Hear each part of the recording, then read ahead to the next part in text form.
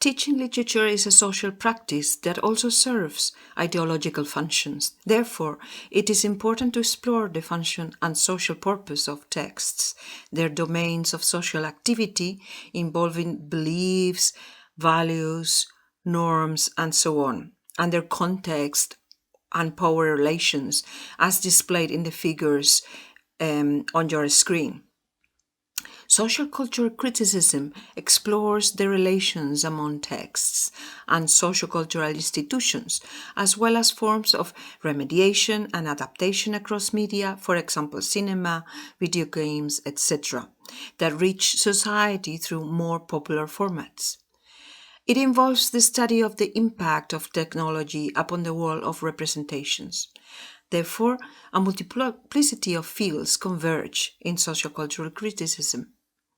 Critical theory, on the other hand, exposes the social political constraints that control ideology through the use of forms of knowledge, communication, and representation, whether artistic or scientific.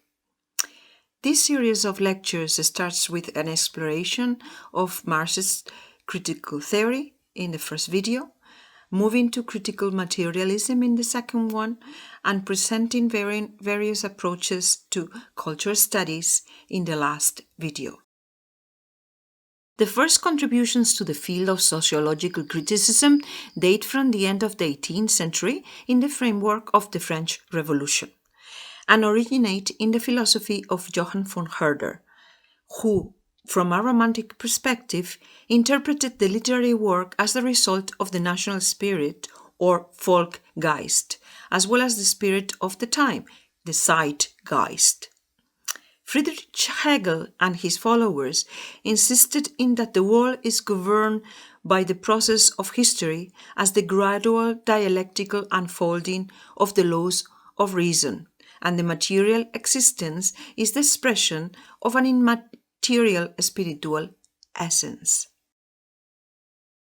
Marxist criticism is a tradition of literary and aesthetic interpretation that derives from the principles of Marx's historical materialism, and it tends to view art and literature in the light of modes of production, whether feudal, capitalist, communist, post-capitalist, and so on. So it explores the relations between art and property, as well as the class struggle against the dominance of certain economic modes. It had its origins in German idealist philosophy and in the reversals introduced by Marx himself and by his colleague Friedrich Engels, who in their publication, The German Ideology from 1846, argued that all ideological systems are products of the economy, ruled by the material interests of the dominant social classes. In other words, this meant the subordination of all semiotic activity, that is, all the practices of signification having to do with language, law, moral codes, religion, politics, art, and culture in general, determining the secondary domain of the social, and assuming a primary domain of dominance by the economic structures, so that art representation is conceived as an ideological process of dominance. Marx describes this view in terms of an architectural metaphor. The superstructure, that is ideology and politics, resting upon the base of the socio-economic relations. Thus, he argued that what we call culture and cultural products are not independent realities, but inseparable from the historical conditions in which human beings create their material lives, so that the relations of exploitation and domination which govern the social and economic order of a particular phase of human history will, in some sense, determine the whole cultural life of that society. On your screen you have the recurring terms in Marxist literary criticism. First, the concept of base versus superstructure. Base refers to the economic base, and superstructure emerges from this and consists of law, politics, philosophy, religion, art, and culture. Ideology refers to the shared beliefs and values held by a culture, and it governs what that culture deems to be normative and valuable. For the Marxist, ideology is determined by economics. Hegemony it was a term coined by Italian theorist Antonio Gramsci, and it refers to the pervasive system of assumptions, meanings, and values, the web of ideologies, and that shapes the way we look, what we mean, and therefore what reality is for the majority of people in a given culture. And finally, reification. It's often used to describe the way in which people are turned into commodities in the market exchange. Taking as a starting point some of Marx's ideas, Marxist criticism views literary works as reflection of the social institutions out of which they are born. According to Marxist criticism, even literature itself is a social institution, and it has a specific ideological function based on the background and ideology of the author. In essence, Marxists believe that a work of literature is not a result of divine inspiration or pure artistic endeavor, but that it arises out of the economic and ideological circumstances surrounding its creation and the creator's own place in society. Although Marx did not write extensively on literature and its place in society, he did detail the relationship between economic determinism and social superstructure in various texts, including a contribution to the critique of political economy, to a critique de la politicienne économie from 1859, where he stated that the mode of production of material life determines altogether the social, political, and intellectual life process. It is not the consciousness of men that determines their being, but on the contrary, their social being that determines their consciousness. In the so-called Paris manuscripts, which were written between April and August 1844, first released in Berlin much later in 1932, Marx argues that the capitalist division of labor destroyed an earlier phase of human history in which artistic and spiritual life were inseparable from the processes of material existence. This separation of mental and manual work dissolve the organic unity of spiritual and material activities, producing mere commodities. As high art was professionalized, it became dominated by the market economy and limited to privileged sections of the ruling classes, inaccessible to the masses of people. In every social organization, the prevailing mode of production gives rise to inner contradictions which are expressed in class struggle, according to Marx. So capitalism developed by destroying the feudal mode of production and replacing it with one based on absolute private property and the marketplace, which made possible far higher levels of productivity and commodity production.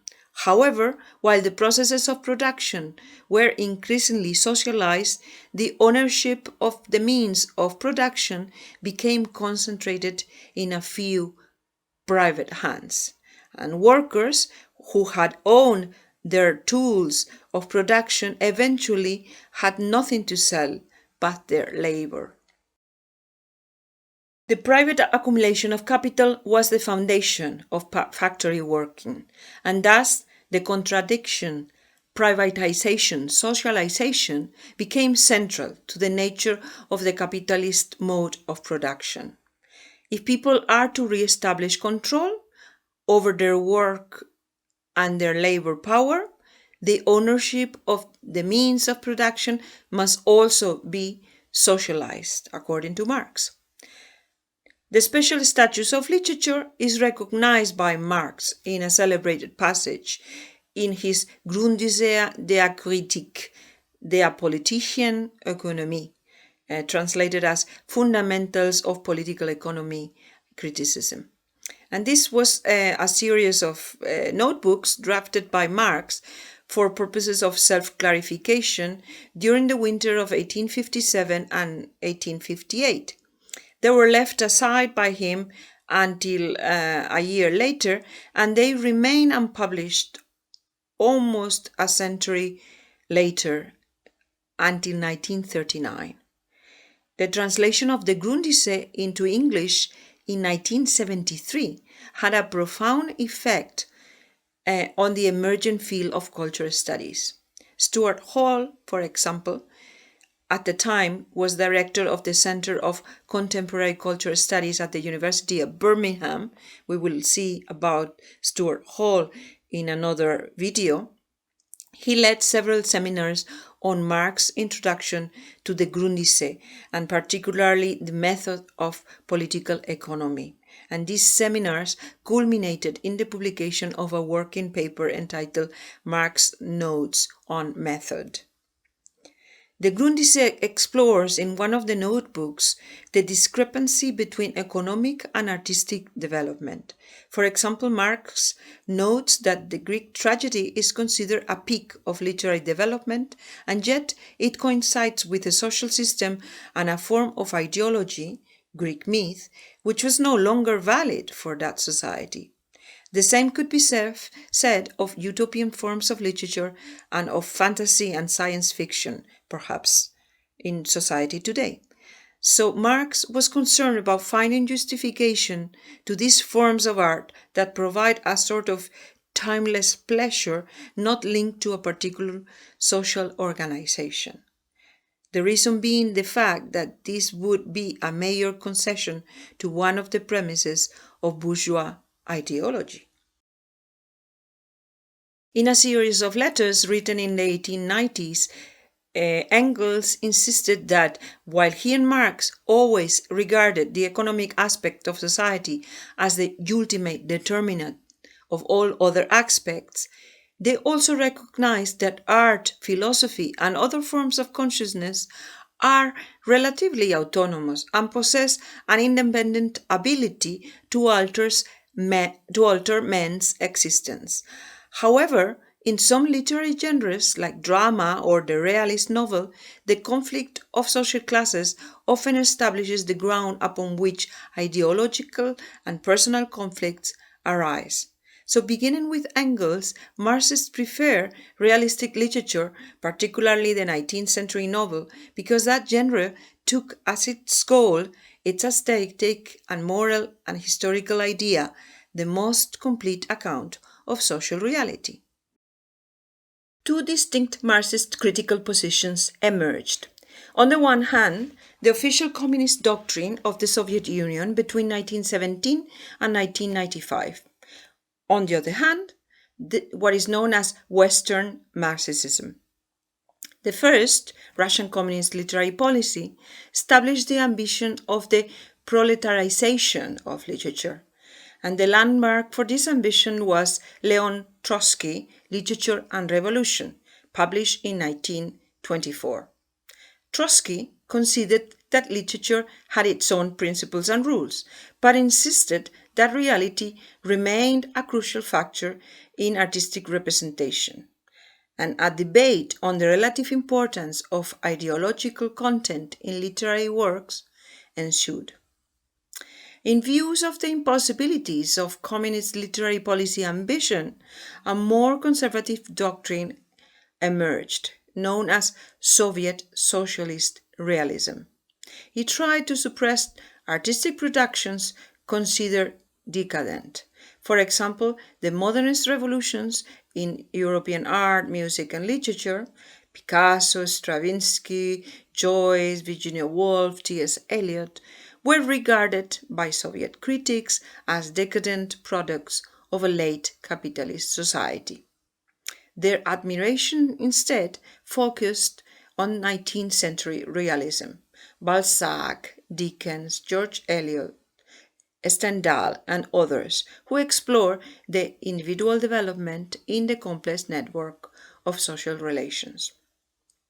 Lenin's essay, Party Organization and Party Literature, from 1905, set the rules for publication, with most journals and magazines under the control of the Communist Party.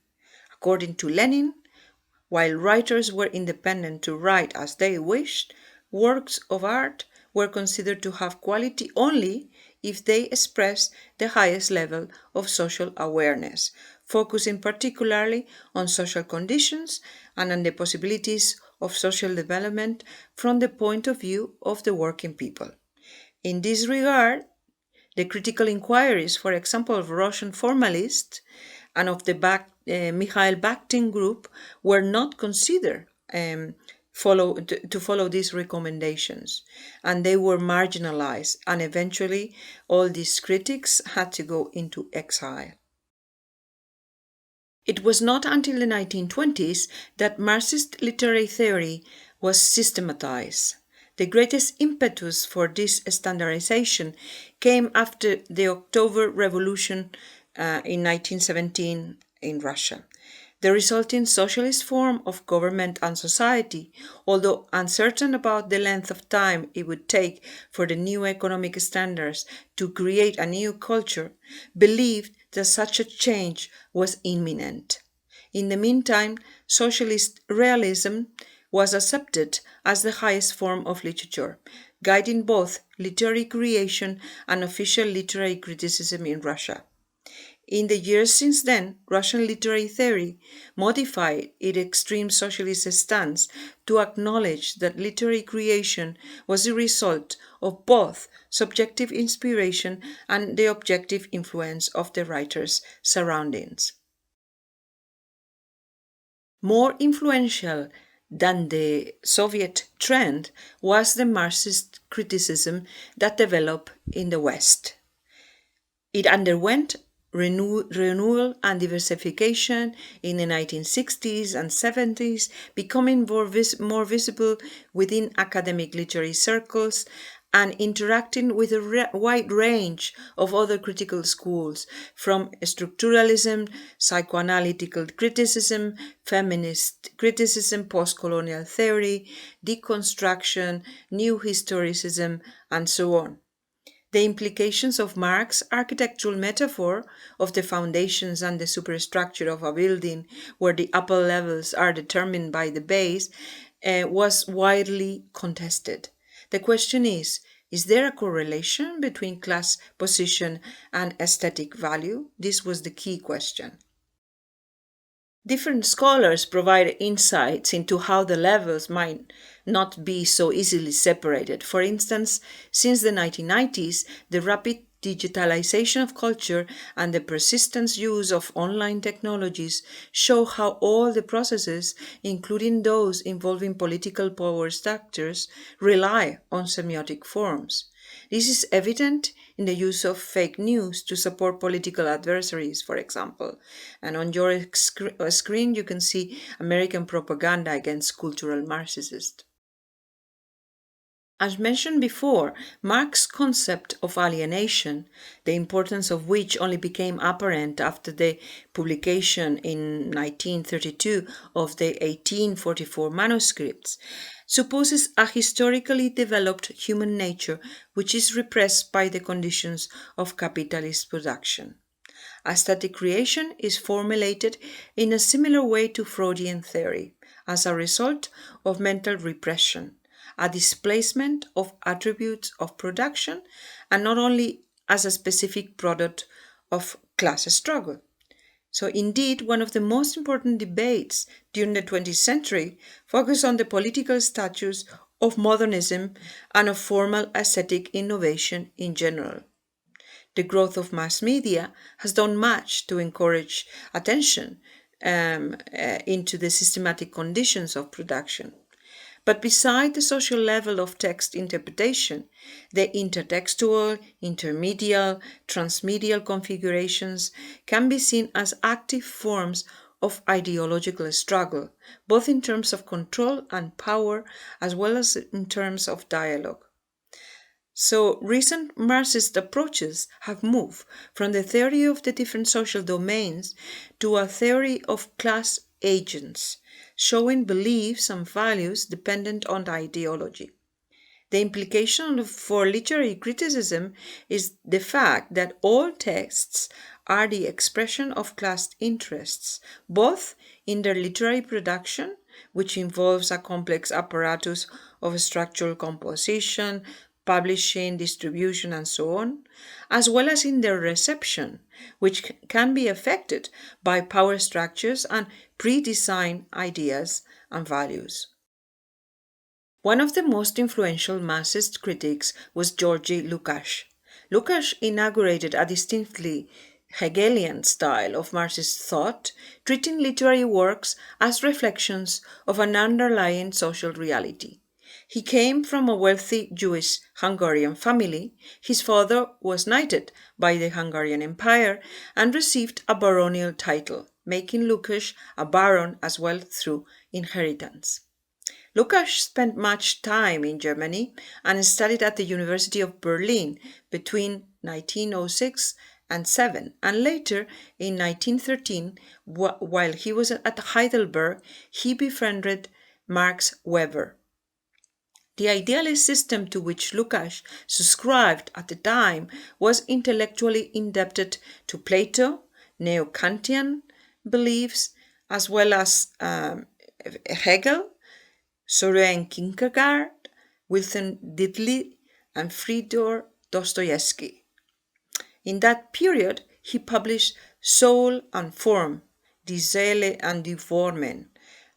It was written in 1911, but it was not translated into English until 1974.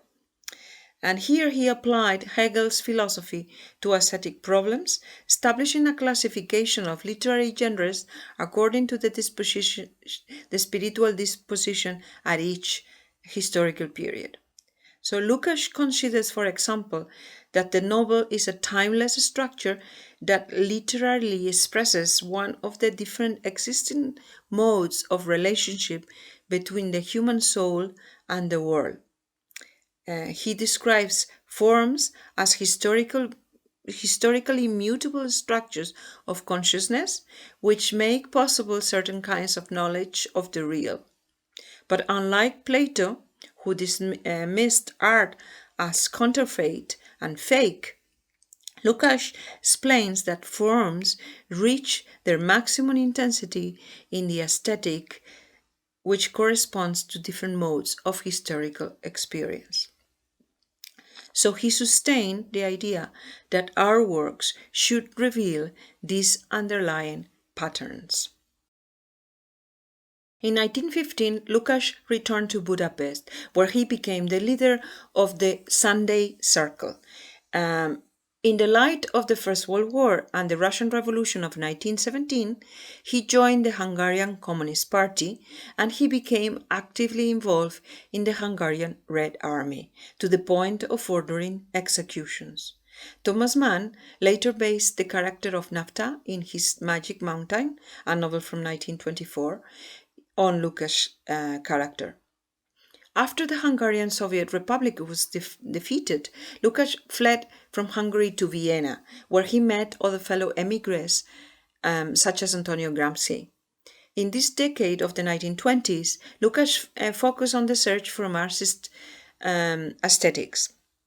And since he understood the relation between content and form in a manner parallel to that between base and superstructure, for him the work of art was always a secondary phenomenon, derivative of the reality it reflected, and its formal composition was also subordinate to this task. In his volume Geschichte und Klassenbewusstsein, History and Class Consciousness, from 1923, which was not translated until 1971, this function is ascribed in the realm of objective spirit to class consciousness, which represents the most concentrated form of awareness of reality, according to Lokesh. So the following is a quotation from this volume, History of Class Consciousness. It has often been pointed out that the problem that forms the ultimate barrier to the economic thought of the bourgeois is the crisis. Consider this question from a purely methodological point of view.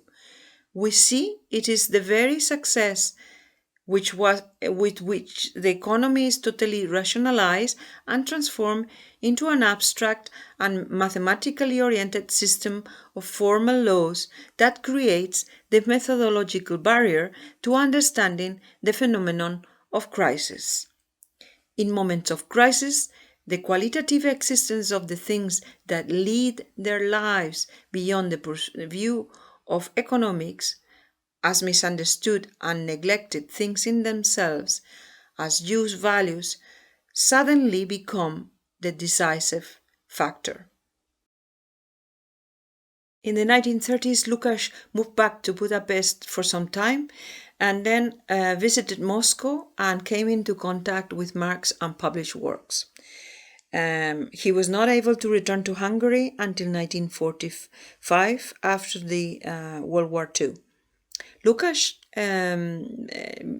volume, Studies on European Realism, from 1950, upheld the value of bourgeois realism as the basis for socialist literature, attacking the apolitical pessimism of modernist writing. On the other hand, German poet and playwright Bertolt Brecht argued to the contrary, and also members of the Frankfurt School, as we shall see later, Theodor Adorno and Walter Benjamin. In the historical novel, another of his volumes, this one from published in 1937, he traces the development of the genre of historical fiction and envisions the integration of these forms of individual consciousness within the social totality by means of certain expressive literary structures. And in particularly, he focuses on the historical novel. According to Lukács, literature stands in a privileged relation to history and helps to express the tensions between the historical form and the structure of social life, presenting in fiction a sort of transcendental form of possibility. According to him, different literary genres provide a coherent structure of knowledge which corresponds to the continuous nature of the real, a continuity which is distorted by the growth of community production. So the following is a quotation from the Theory of the Novel by Lukács. The epic and the novel, these two forms of great epic literature, differ from one another not by the author's fundamental intentions, but by the given historical philosophical realities with which the authors were confronted. The novel is the epic of an age in which the extensive totality of life is no longer directly given, in which the immanence of meaning in life has become a problem, yet which still thinks in terms of totality. Lukács considered the novel as the epic of a world without gods. The epic was characterized by an expression of the totality that had been lost. Hence, the structure of the novel is that of the utopian dream destined for failure, like, for example, Don Quixote. So Lukács tried to describe the evolution of society with the appearance of the proletariat, when all the contradictions of bourgeois society are overcome. And he famously argued for the revolutionary character of the historical novels, Sir Walter Scott or René de Balzac, upholding values of bourgeois realism as the basis for a socialist literature and attacking the apolitical pessimism of modernist writing, as we have mentioned. You have another quotation here. The epic gives form to a totality of light that is rounded from within. The novel seeks, by giving form, to uncover and construct the concealed totality of life, the fundamental form determining intention of the novel is objectivized as the psychology of the novel's heroes. They are the seekers. In studies in European realism, Lukács explains that the movement of society is governed by the arrangements of the means of production, and when these means change, the forms of artistic and intellectual production also change. So for him, as we mentioned, literature is the reflection of social conflicts, the determining economic base, and the ideological superstructure. He rejects the naturalist approach prevalent at the time in the European novel, and he returns to the realist novel. And he explains that good realists, such as Thomas Mann, create a contrast between the consciousness of the characters and the reality independent of them. Lukács affirms that although the reader is always aware that the literary work is not itself reality, it can be accepted as a special form of reflecting that reality. So therefore, Marxist criticism tries to go beyond the surface of the text to discover other aspects that influence it, a kind of unmasking. And he explains that the organically developing work of art must function as a piece of nature, and the conception of realism in Lukács is based on this distinction between the essential and the apparent. In an essay entitled Art, an Objective Truth, which appears in his volume Writer and Critic and Other Essays from 1954, he writes, "The more artless a work of art, the more it gives the effect of life and nature, the more clearly it exemplifies an actual concentrated reflection of the times, and the more clearly it demonstrates that the only function of its form is the expression of this objectivity. This reflection of life is the greatest concreteness and clarity, and with all its motivating contradictions." He focuses on the term reflection in order to bring it into relation to photography and cinematic movement. He rejects forms of photographic representation that he says represent a flux of fragments. He affirms that reality is organic and possesses an order, and that the artist must convey this sense of order amid the complexity of life experiences. Lukács insists in the principle of underlying order and structure because the Marxist tradition borrowed from Hegel this dialectical view of history. Development in history is not random or chaotic, nor is it a straightforward linear progression, but rather a dialectical development. According to Lukács, the realist novel of the late 19th century is already shaped by Marxist approaches, delving into the essence of social reality. So ultimately, the realist technique consists precisely in, and I quote, placing a mirror before the world. The last part of this lecture concentrates on the exploration of the main scholars belonging to the Frankfurt School, and also of some of its associates, like, for example, Walter Benjamin and Bertolt Brecht. The Frankfurt School was established on the Institut für Sozialforschung, the Institute for Social Research, which was an adjunct, and it is still an adjunct organization of Goethe University Frankfurt. It was established in 1923 by Karl Grünberg, and Max Horkheimer became the director in 1930. He recruited a number of intellectuals, including Theodor Adorno, philosopher, sociologist, and musicologist, Erich Fromm, a psychoanalyst, and Herbert Marcuse, another philosopher. The main objective of the Institute for Social Research was to theorize art and literature as commodities within industry, with specific relations of production and specific technological underpinnings. Theater, for example, was understood in terms not only of dramatic values, but of institutional ownership and economic control, technological conditions of existence, and a range of economic and social functions. The Frankfurt School brought new visions to Marxist criticism, seeking to reconcile the philosophical tradition of classical rationalism, the contributions of historical materialism brought by Marx and Engels, and Freudian psychoanalysis.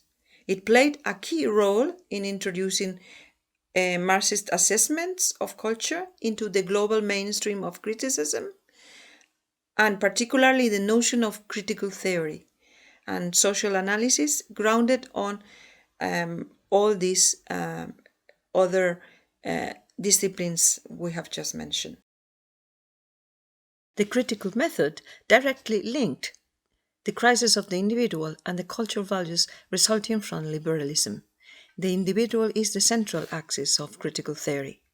The most important tenet of the Frankfurt School was the critique of the instrumental use of reason in advancing totalitarian regimes of hegemonic dominance and the distinction between the high cultural heritage and the mass culture produced as an instrument of domination. These scholars saw in the structure of mass culture forms, jazz, Hollywood movies, advertising, etc., a replication of the structure of the factory and the workplace.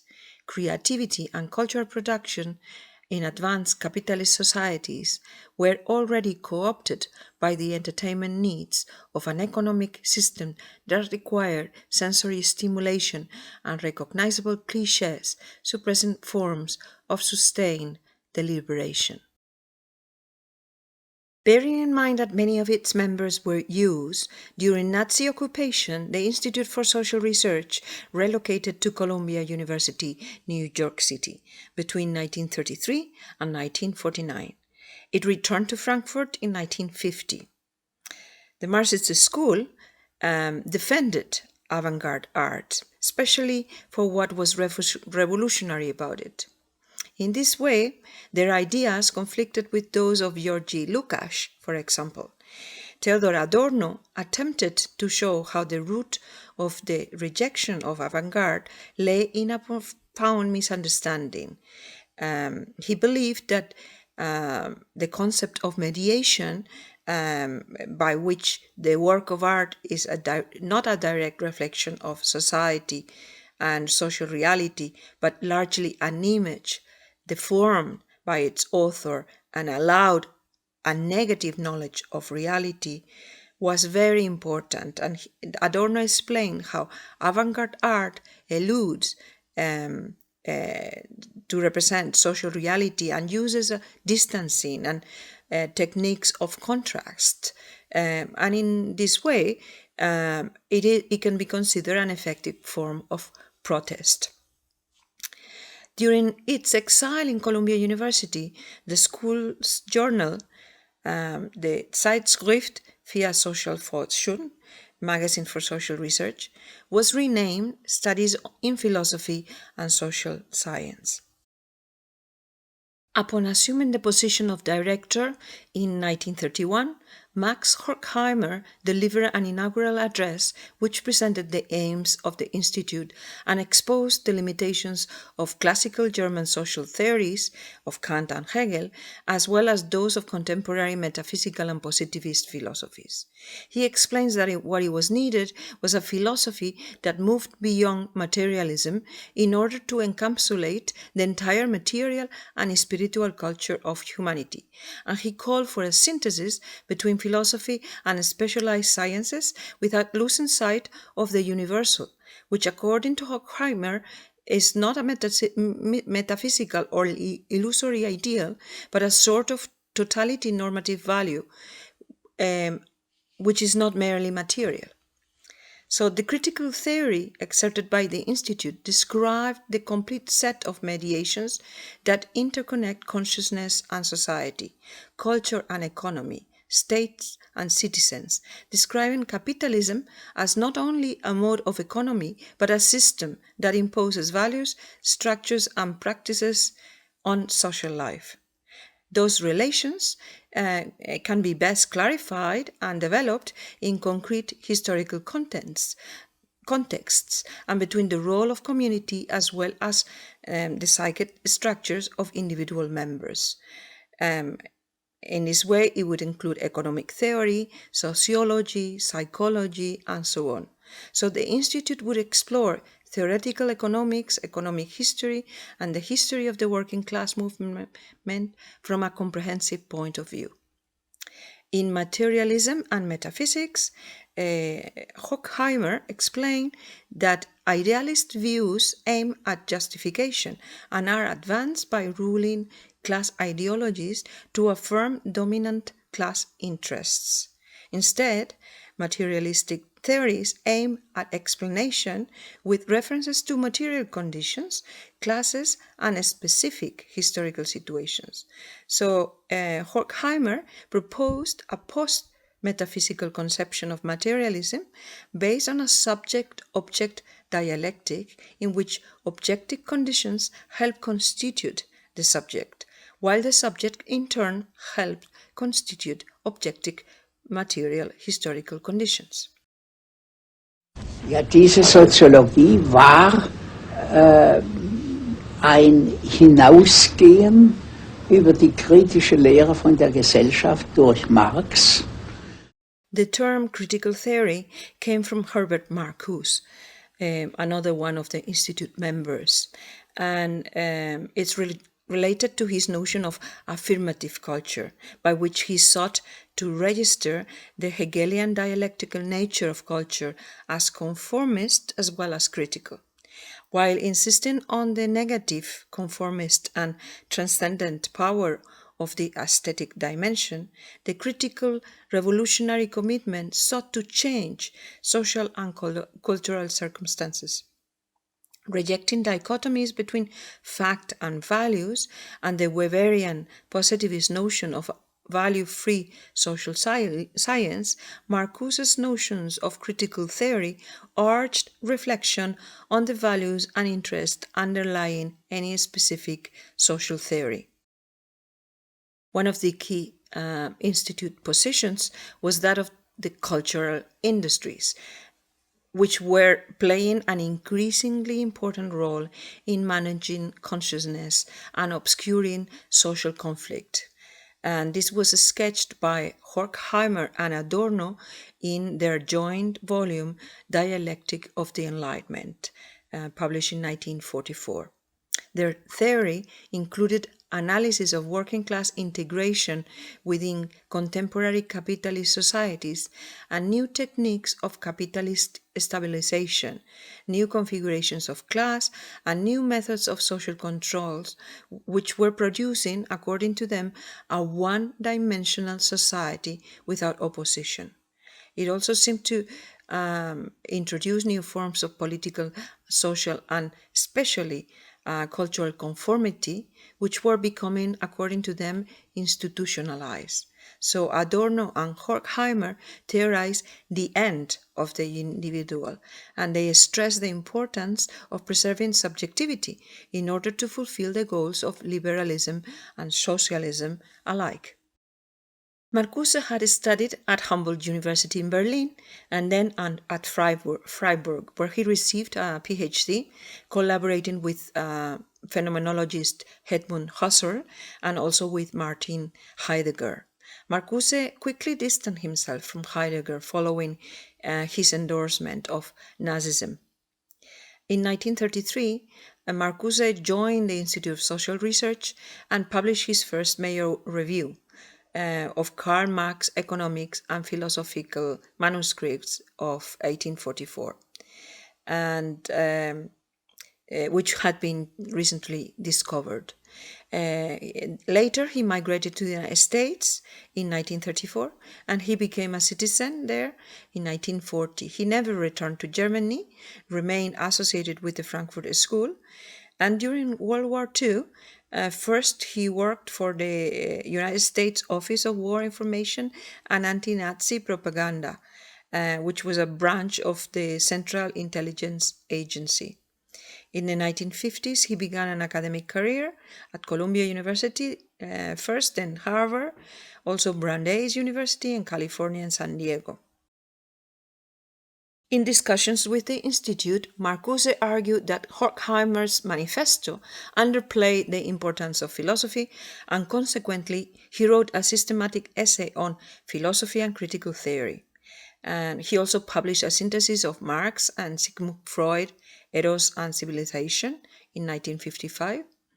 And the title alludes to Freud's previous volume, Stabilization and its Discontents, from 1930. Critics have also claimed that Marcuse's volume maintains the influence of Heidegger. Marcuse uses psychoanalysis to transform Marx's concept of alienation into a psychological construct. And he bases this on the performance principle, which in a way anticipates Judith Butler's notions. During his time at Brandeis University, Marcuse wrote his most famous work, One-Dimensional Man, from 1964. And here he analyzes the new forms of social control in what they call the one-dimensional society, as well as the diminution of other dimensions of social critique, rebellion, and utopian thinking, which presented alternatives to the existing order. So in a one-dimensional universe, the ability for critical thought and oppositional forms of behavior withered away, disappeared.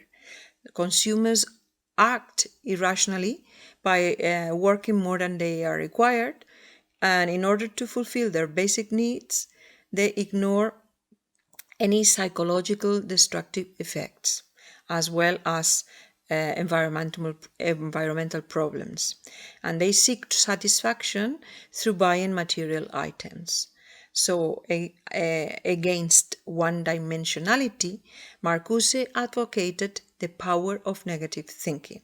And this is something that Theodor Adorno also theorized in his volume Negative Dialectics from 1966. Marcuse claims that memory can subvert one-dimensional consciousness and open up the possibility of alternative futures, advancing forms of critical theory that no longer need to rely on revolutions, since the new forms of capitalism integrate the working classes. So Marcuse champions non-integrated forces of minorities, outsiders, and radical intelligentsia, attempting to nourish oppositional thought and behavior through promoting radical thinking and opposition. His works helped to shape the subcultures of the United States in the 1960s and influenced also the gay liberation movement.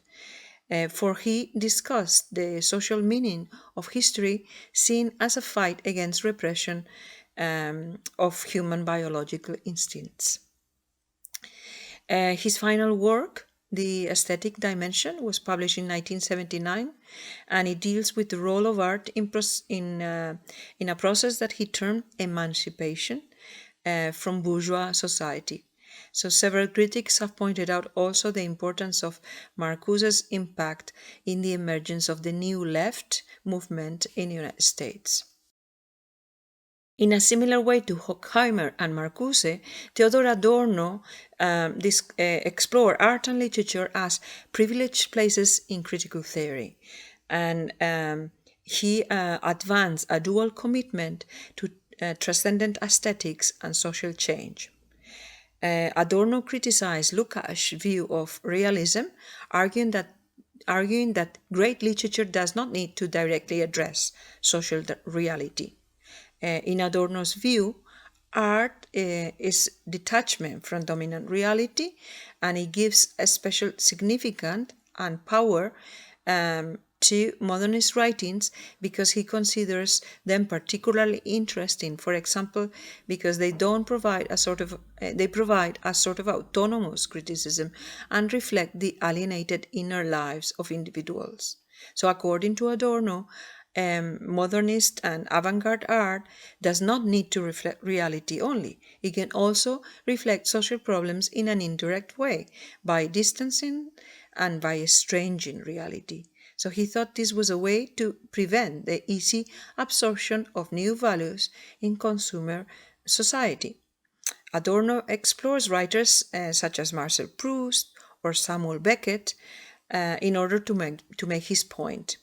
And he explains that the discontinuities in discourse, the lack of coherent plot lines, all of these aspects contribute to the aesthetic effect of distancing and thereby giving a negative knowledge of modern society. So, however, like Lukács, Adorno uses a lot of terms borrowed from photography as metaphors for his ideas. Adorno's commitment to avant-garde music formed the backdrop of his subsequent writings. When young, Adorno had benefited from the rich concert offerings of his city of Frankfurt, where he lived. He also began studying music composition at the local conservatory. In his early essays during his studies at Johann Wolfgang Goethe University in Frankfurt, Adorno championed avant-garde music while criticizing neoclassicism of Stravinsky, for example. Later he moved to Vienna in 1925 and he became immersed in the musical scene around the idiosyncratic figure of Austrian composer Arnold Schoenberg. In Philosophy of Modern Music, Adorno developed a dialectical account of Schoenberg, explaining that his atonal revolution arose in a historical context in which the extreme commercialization of culture destroyed the listener's ability to appreciate the formal unity of classical work. According to Adorno, fragmentation, whether in music or in literary fiction, was an attempt to deny commercial meaning, providing an example of the loss of subconscious control in modern society and allowing the expression of unconscious impulses. Adorno's postdoctoral research involved the concept of the unconscious in the transcendental theory of the psyche, involving an exploration based on Freud's early writings. Later, in the 1930s, he also worked on Soren Kierkegaard's philosophy and his overcoming of Hegelian idealism. Receiving favorable reports from professors such as Paul Tillich, Horkheimer, as well as Walter Benjamin and Siegfried Kracauer at the University of Frankfurt, he was conferred a Venia Docendi in 1931, and he delivered a lecture at the Institute that same year entitled The Actuality of Philosophy. And here he departed from Horkheimer's program, challenging philosophy's capacity for comprehending reality. He argued that philosophy had to change in order to penetrate the inner parts of reality, ungraspable by reason. This idea was similar to the one presented by Walter Benjamin in The Origin of German Tragic Drama and in the preliminary sketches of Benjamin's Arcades project. After Horkheimer took up the directorship of the Institute, and he became the editor of the new journal Zeitschrift für Sozialforschung, Journal of Social Research, that was to publish the research of the Institute members.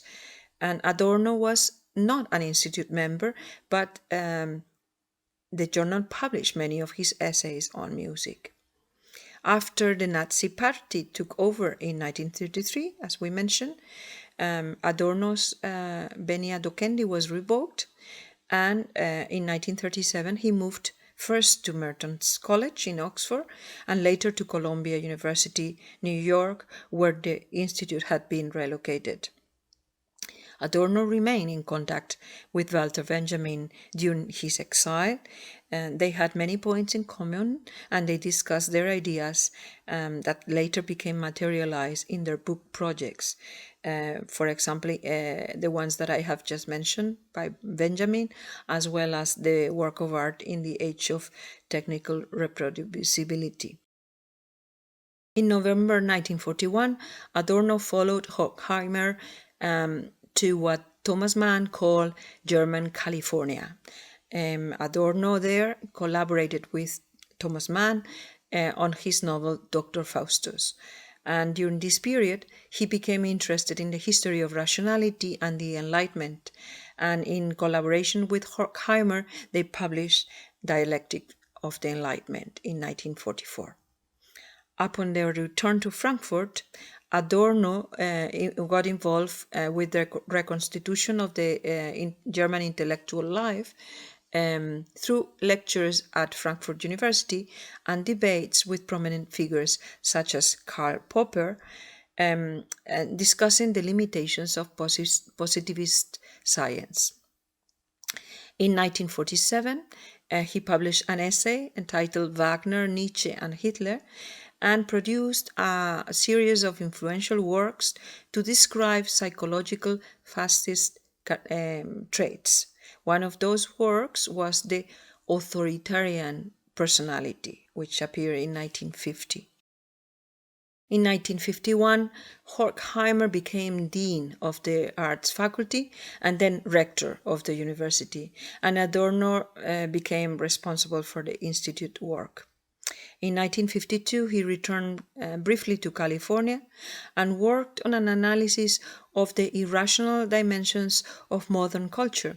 And this was collected in a volume entitled The Stairs Down to Earth.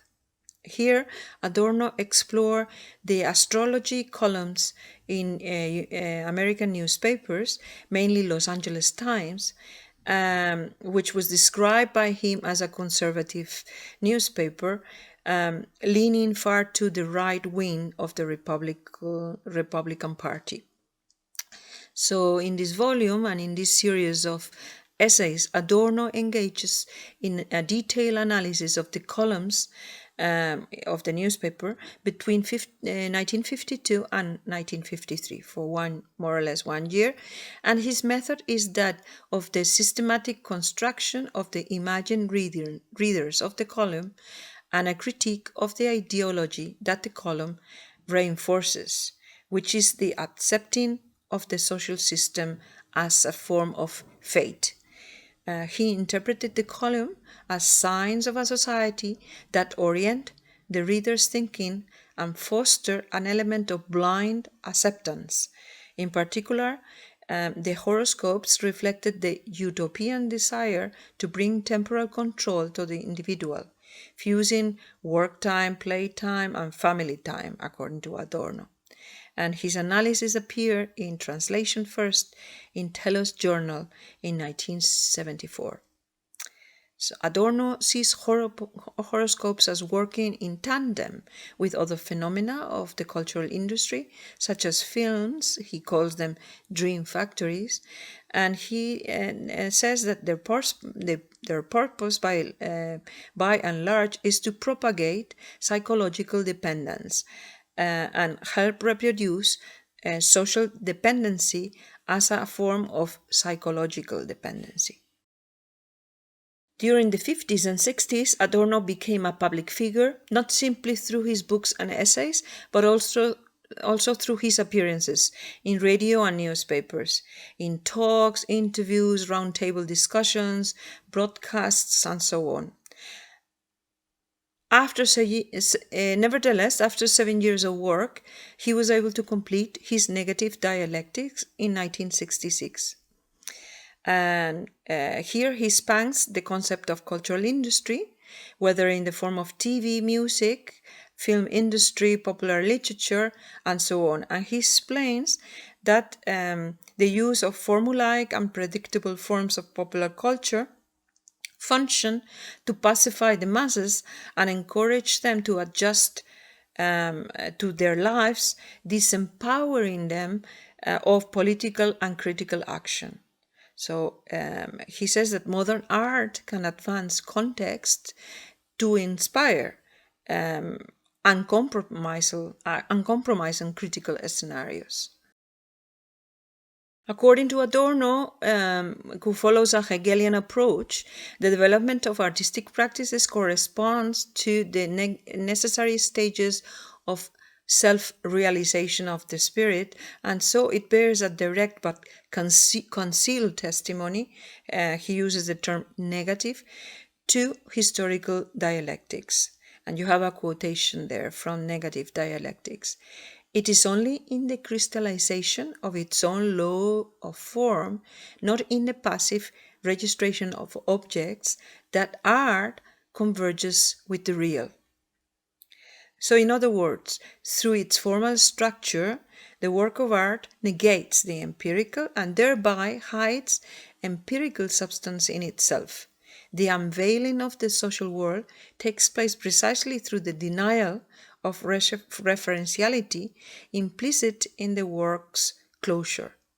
So the unresolved antagonism of reality in modernist literary fiction, for example, return in the work as immanent formal problems.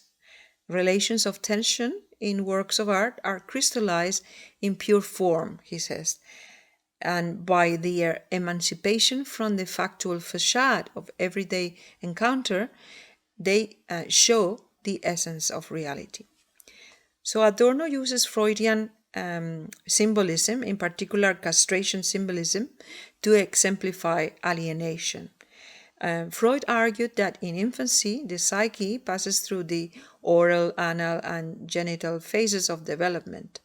And in the oral phase, the child feels part of the mother's body, a situation of well-being that Freud called the pleasure principle. So the separation from the mother and later prohibitions lead to the reality principle and the development of an individual consciousness. And also Jacques Lacan called this the mirror stage. So Freud argued that when adults are sometimes unable to cope with the pressures, responsibilities, and stress in their lives, they experience a desire to regress back to earlier infantile protective phases. So using the example of jazz, Adorno argues that popular music enables people to feel part of the group, reducing the feelings of impotence. Ich glaube allerdings, dass Versuche, politischen Protest mit der Popular Music, also mit der Unterhaltungsmusik, zusammenzubringen, deshalb zum Scheitern verurteilt sind, weil die ganze Sphäre der Unterhaltungsmusik, auch wo sie irgendwie modernistisch sich aufputzt, so mit dem wahren Charakter, mit dem Amüsement, mit dem Schielen nach dem Konsum verbunden ist, dass also Versuche, dem eine veränderte Funktion zu geben, ganz äußerlich bleiben. Und ich muss sagen, wenn also dann irgendjemand sich hinstellt und auf eine im Grunde doch schnulzenhafte Musik dann irgendwelche Dinge darüber singt, dass Vietnam nicht zu ertragen sei, dann finde ich, dass gerade dieser Song nicht zu ertragen ist, weil er, indem er das Entsetzliche noch irgendwie konsumierbar macht, schließlich auch daraus noch etwas wie Konsumqualitäten herauspresst. An important influence on Adorno was Max Weber's critique of disenchantment. In social science, disenchantment is the cultural rationalization and devaluation of mysticism in modern society. Weber used the concept of disenchantment to describe modernized and secularized Western society, where scientific understanding is more valued than traditional society's beliefs and myths. And you have a couple of quotes there, one from Max Weber, Science as Vocation, and another one from Nietzsche, On Truth and Lie in the Extramoral Sense. Let's read them. The fate of our times is characterized by rationalization and intellectualization, and above all, by the disenchantment of the world. Precisely, the ultimate and most sublime values have retreated from public life, either into the transcendent realm of mystic life or in the brotherliness of direct and personal human relations. It is not accidental that our greatest art is intimate and not monumental. And the second quotation, because of the way that myth takes it for granted that miracles are always happening, the waking life of a mythically inspired people, the ancient Greeks for instance, more closely resembles a dream than it does the waking world of a scientifically disenchanted thinker. So Adorno and Horkheimer believed that modernity not only rests on disenchantment, but also tends to re-enchant nature, because it encourages us to think that its institutions derive from and are anticipated and prefigured by nature. So Adorno's negative dialectics and his aesthetic theory show how constellations and artworks generate an alternative form of re-enchantment, which is critical of modernity and its domination of nature. This form of re-enchantment finds natural beings to be mysterious. A key notion in the work of the Frankfurt School, since the publication of Dialectic of the Enlightenment by Horkheimer and Adorno, was the idea of thought becoming an instrument of domination that subsumes all objects under the control of the dominant subject, specifically through the notion of identity, disregarding non-existent everything else. So these ideas had been inspired by Hegel, who explained the dialectic process as the realization that things contain their own negation, but that some parts are absorbed into something greater. So in Dialectic of the Enlightenment, Adorno and Horkheimer link Enlightenment rationalistic thinking to the rise of fascism in the 1930s, and in the case of Germany and the Holocaust. Adorno's dialectic focuses on two poles: individual freedom and the system of production, as well as the subject versus the object. So the determination of form and content is thus equivalent to these dialectic relationships. A friend of Adorno, Walter Benjamin, was the most idiosyncratic Marxist thinker of his generation. His association with the Frankfurt School was fleeting, and he depended on the Institute Journal for a small income. Benjamin came from a family of Jewish bankers who had settled in Paris and later Berlin. His uncle, Wilhelm Stern, was a German child psychologist who developed the concept of intelligence quotient, the IQ, and other relatives also occupied prominent positions in different areas. Benjamin had studied philosophy first in University of Freiburg and later in Berlin. And during World War I, he continued his studies in Munich and later Bern. In Bern, he got married and finished his PhD in 1919, working on the concept of art criticism in German Romanticism. Benjamin's career focused first on translation, including Baudelaire and Proust. In 1923, when the Institute for Social Research was founded, he published some of these translations and also a study on Charles Baudelaire, Tableau Parisien. At that time, he became acquainted with Theodor Adorno and also Georgie Lokesh. That year, he also published an essay on the task of the translator. Benjamin was among the earliest and best interpreters of Bertolt Brecht's theater, as well as a personal friend. Benjamin's companion essay, The Author as Producer, on the politics of artistic practice, was written principally with Bertolt Brecht's theater in mind, and it explored the complex historical combination of social and technical changes. In 1924, Benjamin traveled with Ernst Bloch to the Italian island of Capri. Bloch was the principal exponent of an anthropological and utopian humanistic trend that was already present in Marx.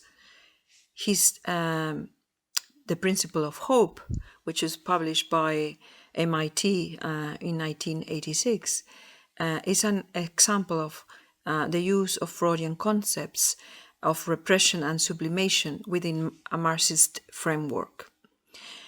Bloch's The Principle of Hope was written during his emigration to the United States, where he wrote the three-volume work in the reading room at Harvard Widener Library.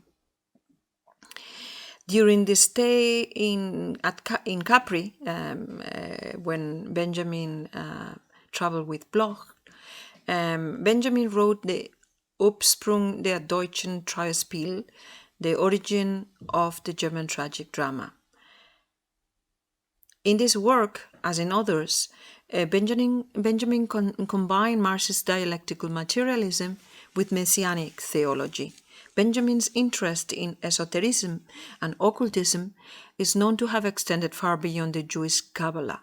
Much of Benjamin's work is based on the idea of reading any one moment of the social as possessing a kind of expressive radiance that it can be used to illuminate other moments.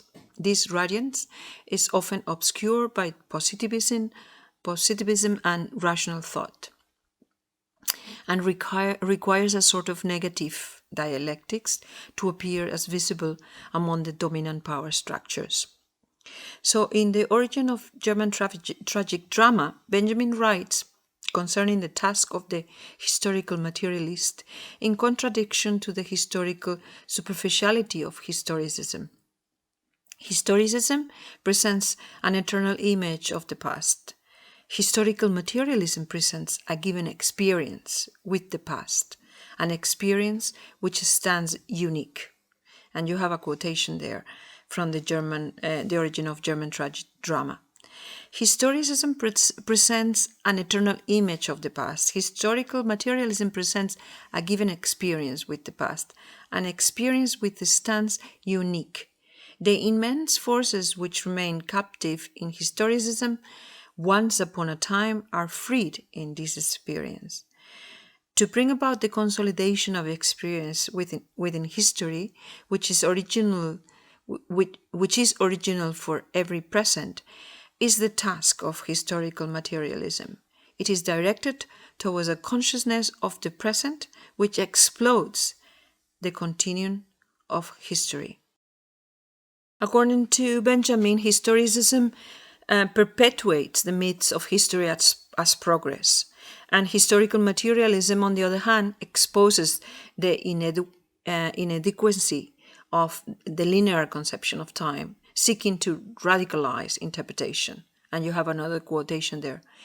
History is the subject of a construction whose site is not homogeneous empty time, but time filled full with now time, jet site.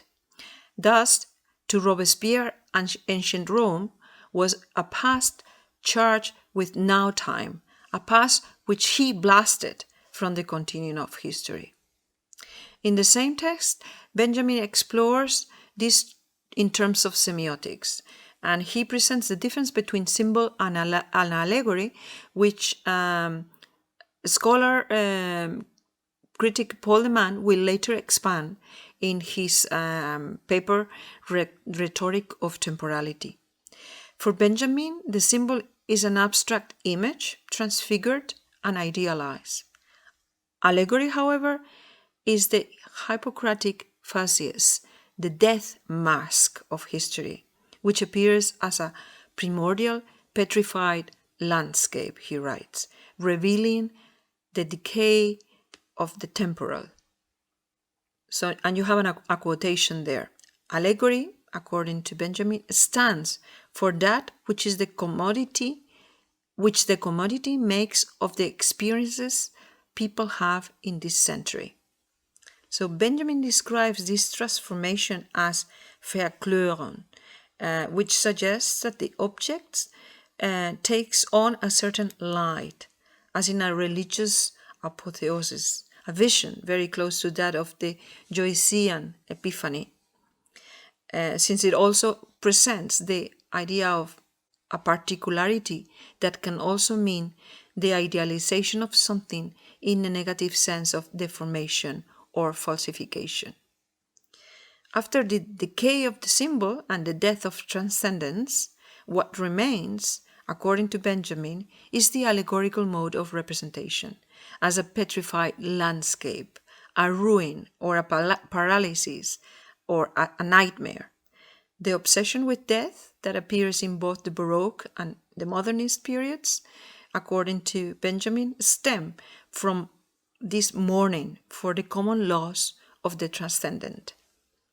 A loss that manifests itself in corpses and ghosts that are trapped in a world of immanence, continually searching and returning to the place of the original loss.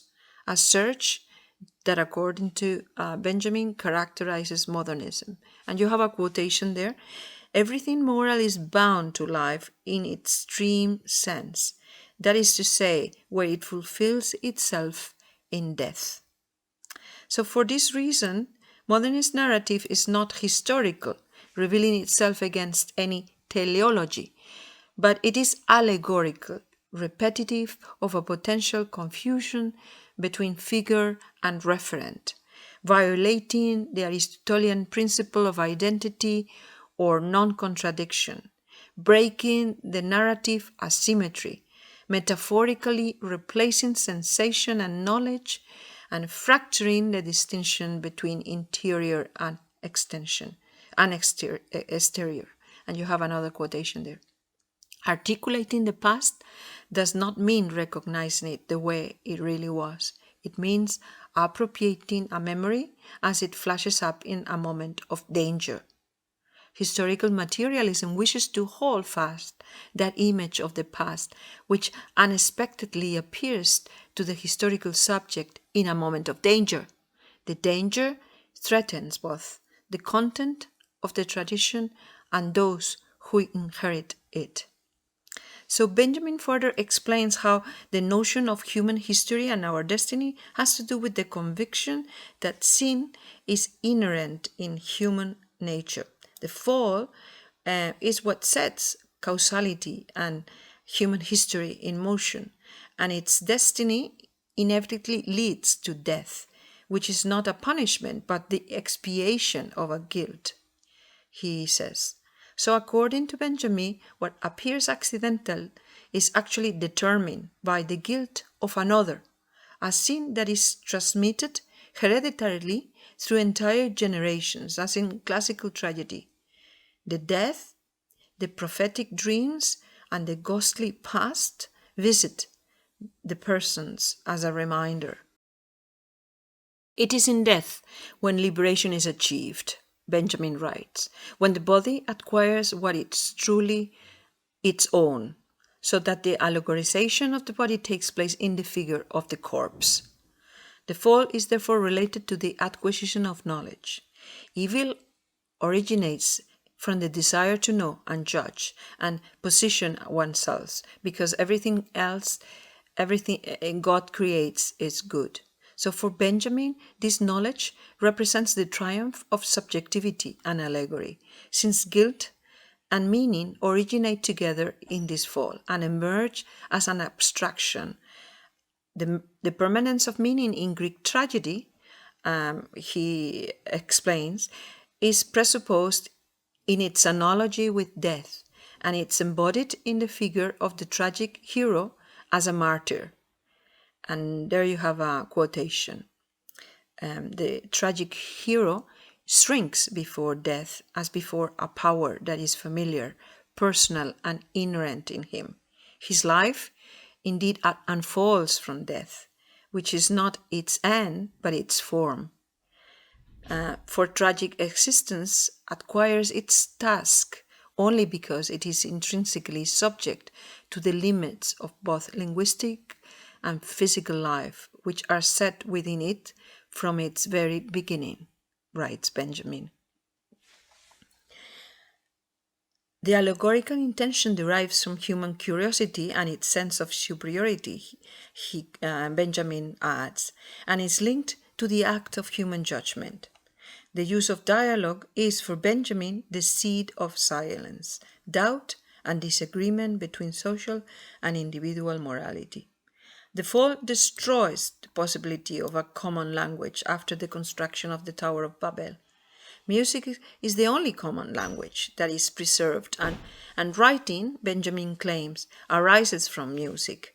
So this distinction between historical and rhythmic time, between syntactic and paratactic sequences, between word as representation and word as trope, as figure or music, anticipate the postmodern paradigm, as we will see when we explore postmodernism. So Benjamin explains how the hero's death in classical tragedy gradually transforms into the notion of salvation. The hero's isolation and silence are a warning, since after his death the linguistic consciousness of the community is restored, also re-establishing the legal order based on dialogue, he writes. So conversation, according to Benjamin, is linked to the past, to the lamentation of man for his lost greatness. Its fleetingness is the testimony of a present condemned to be eternally past, which in the sphere of languages expresses the expiration of life, condemned to death, he writes. And you have a quotation there from the prologue. That which is original is never revealed in the naked and manifest existence of the factual. Its rhythm is apparent only to a dual insight. On the other hand, it needs to be recognized as a process of restoration and re-establishment. But on the other hand, and precisely because of this, as something imperfect and incomplete. The origin of German tragic drama, known as the Trauerspiel, was meant to habilitate Benjamin for teaching at the University of Frankfurt. But in the end, he did not present it, and he continued to work doing translations on Proust and Baudelaire, as we mentioned before. In 1927, he began another work entitled Das Passagenwerk, the Arcades Project, which is a study on 19th century emerging commercial culture of Paris, the capital of the 19th century, and which remained unfinished at the time of his death. It was published posthumously in translation in the late 1990s. The Das Passagenwerk was based on a previous essay entitled On Some Motives in Baudelaire. Benjamin was exploring Baudelaire's concept of urban life and the description of the flâneur, which in French means the stroller, also the longer, this person who walks the city in idleness without any particular direction and objective in mind. The figure describes a man of leisure who has nothing better to do than walk the city and observe things in passivity. And Baudelaire used this as an archetype of urban modern experience. Also, Honoré de Balzac described flânerie as the gastronomy of the eye. The female counterpart of the flâneur, the passeante, has also been explored in the works of Marcel Proust. In the 1860s, in the rebuilding of Paris under Napoleon III, Charles Baudelaire had presented a memorable portrait of the flâneur as the artist-poet of the modern metropolis. And you have a quotation from Baudelaire which inspired Benjamin in his work. The crowd is his element, as the air is that of birds and water of fishes. His passion and his profession are to become one flesh with the crowd. For the perfect flâneur, for the passionate spectator, it is an immense joy to set up house in the heart of the multitude, amid the ebb and flow of movement, and amid the fugitive and the infinite. to be away from home and yet to feel oneself everywhere at home, to see the world, to be at the center of the world, and yet to remain hidden from the world, impartial natures which the tongue can but clumsily define. The spectator is a prince who everywhere rejoices in his incognito. The lover of life makes the whole world his family, just like the lover of the fair sex who builds up his family from all the beautiful women that he has ever found, and that are or not to be found, or the lover of pictures who lives in a magical society of dreams painted on canvas. Thus the lover of universal life enters into the crowd as though it were in an immense reservoir of electrical energy, or we might liken him to a mirror as vast as the crowd itself, or to a kaleidoscope gifted with consciousness, responding to each one of the movements and reproducing the multiplicity of life and the flickering grace of all the elements of life. The figure of the flaneur not only inspired Walter Benjamin, it also inspired Edgar Allan Poe. He has a short story entitled The Man in the Crowd, which is also very interesting to explore from the perspective of Benjamin's criticism, if you're interested. So Benjamin described the flaneur as the essential figure of the modern urban spectator, an amateur detective, an investigator of the city, but also perhaps a disengaged and cynical voyageur, an idea advanced by the German sociologist George Simmel in his essay The Metropolis and Mental Life. Benjamin adopted the concept of the urban observer both as an analytical tool and as a lifestyle. From his Marxist standpoint, Benjamin describes the flaneur as a product of industrialization and bourgeois culture. And you have a quotation there from Paris, the capital of the 19th century. The crowd was the veil from behind which the familiar city as phantasmagoria beckoned to the flaneur. In it, the city was now landscape, now a room. And both of these went into the construction of the department store, which made use of flaneur itself in order to sell goods. The department store was the flaneur's final coup. As flaneurs, the intelligentsia came into the marketplace, as they thought to observe it, but in reality it was already to find a buyer. In this intermediate stage, they took the form of the bohème. To the uncertainty of their economic position corresponded the uncertainty of their political function. Conceived in Paris in 1927 and still in progress when he died, the Das Passagenwerk, the Arcades project, is a monumental ruin, meticulously constructed over the course of 13 years. The theater, Benjamin called it, of all my struggles and all my ideas. So, focusing on the arcades of the 19th century Paris glass-roofed rows of shops that were already centers of consumerism, Benjamin presents a montage of quotations from and reflections on hundreds of published sources, arranging them in 36 categories with descriptive rubrics such as fashion, boredom, dream city, photography, catacombs, advertising, prostitution, Baudelaire, the theory in progress, and so on. His central preoccupation is what he calls the commodification of things, a process in which he locates the decisive shift to the modern age. The Arcades project is Benjamin's effort to represent and to critique the bourgeois experience of 19th century history, and in doing so, to liberate the suppressed true history that underlay the ideological mask. In the bustling, cluttered arcades, street and interior merge, and historical time is broken up into kaleidoscopic distractions and displays of ephemeral things. Here, at a distance from what is normally meant by progress, Benjamin finds the lost time embedded in the spaces of things. As we have seen from some of the previous quotations, the concept of shock and catastrophe and danger It's fundamental in Benjamin and is developed in the Arcades project in relation to Freud's account from beyond the pleasure principle. Benjamin explains that it's the psyche's defense against external stimuli and the formation of an unconscious memory traces. Ultimately, Benjamin seeks to investigate the differences between personal memory of an actual event in a person's life and collective historical memory of events.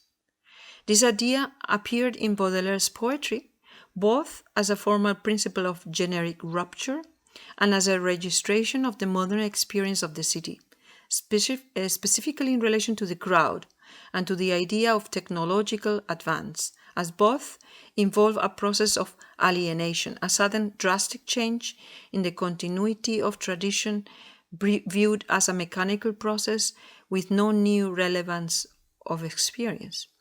So Theodor Adorno had also tried to characterize these moments of alienation, both in his research and music, and in the works in which he interrogates the system as capitalist production. Well, the reason why I'm spending so much time on Walter Benjamin is because his influence on deconstruction and postmodernism is huge, as we shall see when we explore this topic. And the last part of the lecture, I will just mention a little bit about the end of his life. In 1927, he worked briefly in academia as instructor at University of Heidelberg. But when in 1932 Hitler became chancellor, Benjamin left Germany, first for Ibiza and later Nice. And here he considered killing himself for the first time because of all the pressure upon Jewish citizens from the Nazi governments. And eventually he moved to Paris and began to collaborate with Horkheimer, receiving funds from the Institute for Social Research, which had relocated to Columbia University in 1933. The Institute published several of his works. For example, in 1935, the Institute published The Work of Art in the Age of Mechanical Reproduction. And during this time in Paris, Benjamin met other German artists and intellectuals, also refugees. For example, Hannah Arendt and the novelist Hermann Hesse, and also the composer Kurt Weill. The Work of Art in the Age of Mechanical Reproduction argues that modern technical innovations, above all photography and cinema, have profoundly altered the status of the work of art. Once artistic works had an aura deriving from their uniqueness, he uses this term aura, but the new media shatter of this quasi-religious ethos meant that the work of art was no longer sacred. Benjamin describes the material basis of artistic production, noting how modern technical innovations have profoundly altered the position of the work of art in society, placing the artist as producer, and making the essence of the work undistinguished from the processes of technical reproduction. And you have a quotation there from A Short History of Photography regarding what he understands as aura. Aura. What is the aura? A peculiar web of space and time, the unique manifestation of a distance, however near it may be. To follow while reclining on a summer's noon the outline of a mountain range on the horizon, or a branch which casts its shadow on the observer until the moment or the hour partakes of their presence, that this is to breathe in the aura of these mountains, of this branch. Today, people have a passionate inclination to bring things close to themselves and even more to those masses, as to overcome uniqueness in every situation by reproducing it.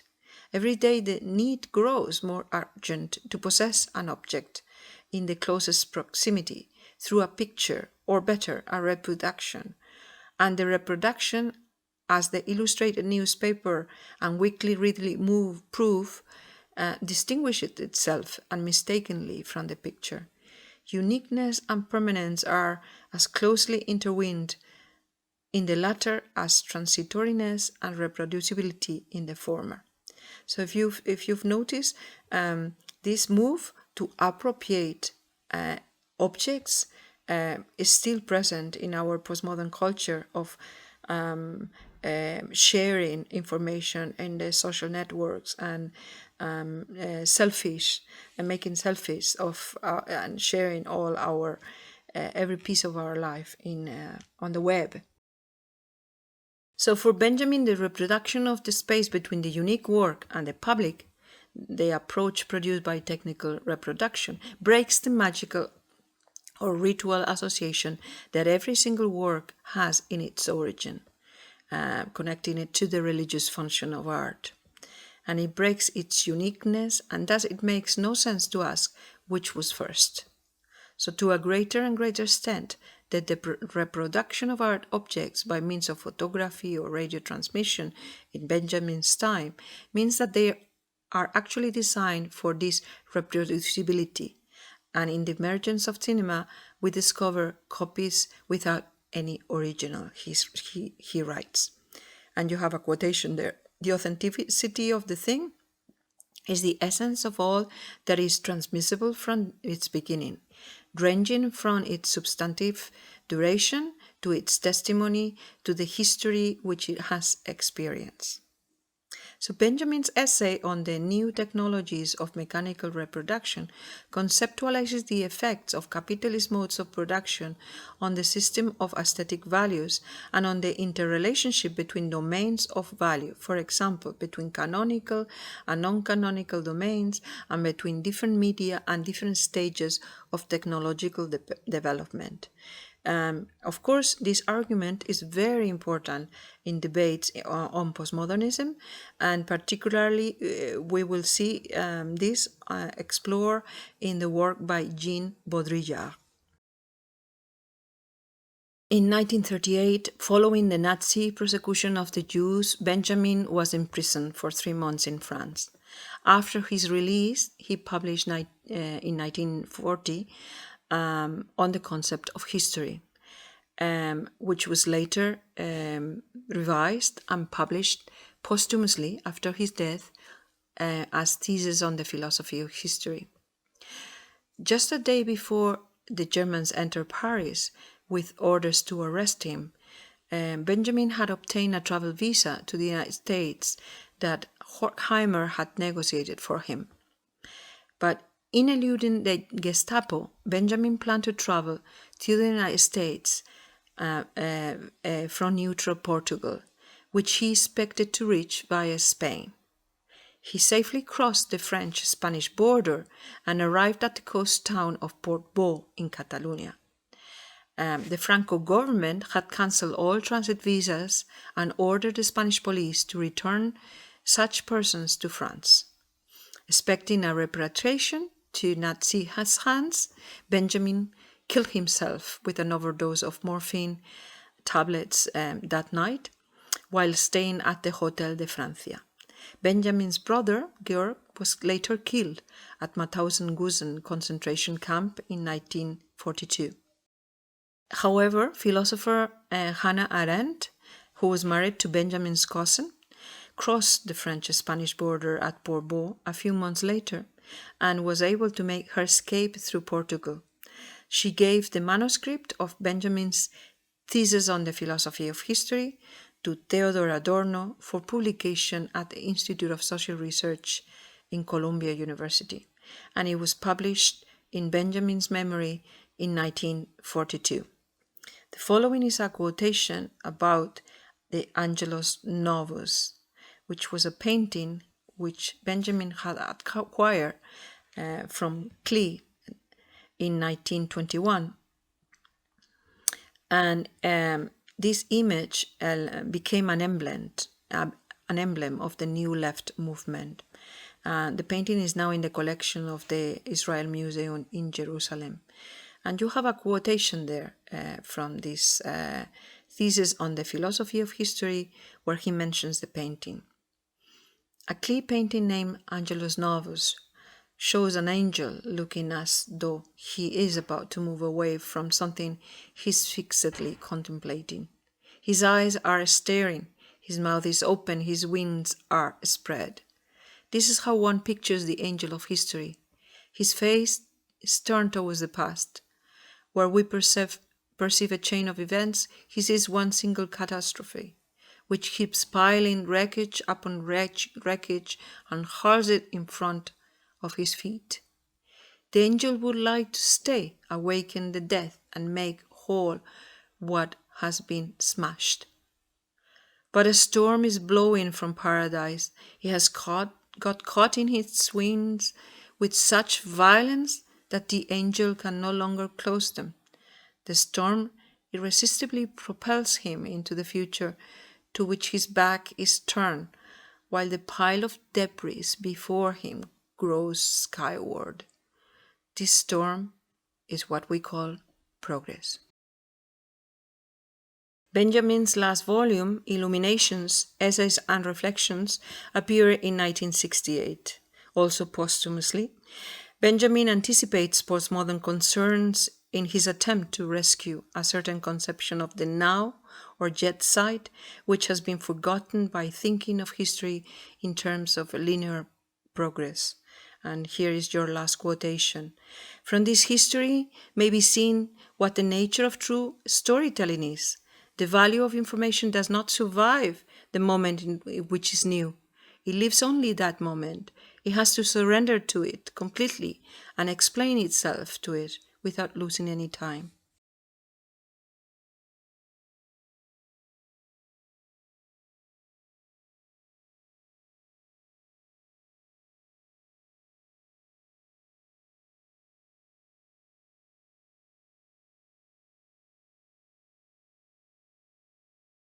In the last two slides of this video, we finished. It's a long video, I'm sorry, but there was a lot of information.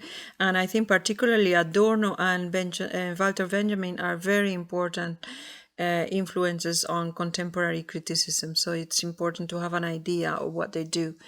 So the last two slides in this video are examples of how we could apply Marxist critical theory, Marxist criticism to some explorations. And the first one focuses on the German poet and playwright Bertolt Brecht, who was also associated with the Frankfurt School in a way, and notably with Walter Benjamin. They were friends, and Benjamin also published some articles on Brecht's drama, interpreting the significance of Brecht epic theater. Brecht's early plays were very radical, anarchistic, and anti-bourgeois, but he was not an anti-capitalist. After reading Marx in 1926, he developed a stronger political commitment to Marxist approaches. And in the 30s, he was writing didactic pieces addressed to the massive worker arts organization that existed in Germany and Austria at that time. They were called Lehrstücke. And on your screen you have some examples of Brecht's plays. For example, St. John of the Stockyards, which attempted to portray the drama of financial transactions. He also adapted John Gay's The Beggar's Opera and included lyrics produced by him and music by Kurt Weill. And this was later retitled The Threepenny Opera. And it was a great hit in Berlin in the 1920s. And later in the musical scene worldwide. No, Brecht left Germany when the Nazis took power in 1933, and he wrote his major plays in exile, mainly in Scandinavian countries. And also during his stay in the United States, he had some trouble with the McCarthy Committee for Anti-American Activities. After the war, he returned to Germany. He settled in East Germany. And he also had some problems there with the Stalinist authorities. Brecht is best known for the use of the alienation effect in his dramas. We've talked about this with regards to Adorno and also Benjamin, who talks about this danger, catastrophe, and so on. And Adorno calls it like negative dialectics. So this alienation effect recalls the Russian formalist concept of defamiliarization that you can find more about it in the lecture on formalism. And as we have mentioned, it was a form of indirect criticism which sought to escape censorship. Brecht also disagreed with traditional Aristotelian basis of drama and the idea of catharsis. He wanted to present ideas as unconnected episodes, and also his characterization sought to avoid identification with the public, to create a sense of alienation between the characters and the audiences. He thought that the dramatist should present events regarding social injustices as natural and shocking, emphasizing the bad use of human agency and the abuse of power. So he wanted to create this sense of alienation effect that would shock the audience into action, avoiding only the transference of emotional catharsis. He wanted the characters to perform like every man figures, avoiding personal characteristics or gestures. So his drama also was inspired by developments in cinema, and with figures like Charles Chaplin, Buster Keaton, or Eisenstein. And he collaborated with Fritz Lang. All of these figures try to expose the problems of the capitalist way of life, resisting the totalizing movements of National Socialism and Fascism. And on your screen, the last slide, some connections to explore, ideas to explore in relation mostly to Benjamin's Arcades project, and Baudelaire and the topic of walking the city and the flaneur. For example, you can explore this in T.S. Eliot, The Love Song of Alfred Prufrock, where the protagonist takes the reader on a journey through his city in the manner of a flaneur. Also, Oscar Wilde's poem written in prison, De Profundis, where he writes about his life regrets, stating, "I let myself be lured into long spells of senseless and sensual ease. I amuse myself with being a flaneur, a dandy, a man of fashion. I surrounded myself with the smaller natures of the meaner minds." So also it's interesting to explore the figure of Oscar Wilde as a flaneur, as a dandy, and so on. Another critic who is interesting to read with regards to the city is Michel de Certeau, The Practice of Everyday Life. He was a French Jesuit, and he examined the ways in which people individualize mass culture, altering things from utilitarian objects to street plans, to rituals, laws, language, in order to make them their own, to appropriate them. And another example in fiction, it's of course Paul Auster, City of Glass, which is one of the 3 short stories in the New York trilogy. And it's also a very interesting example to explore in relation to walking in the city and the idea of the shock and the alienation effect and so on. So thank you very much for listening to a very, very long lecture. I hope at least some parts of it are worthwhile for you. Thank you so much.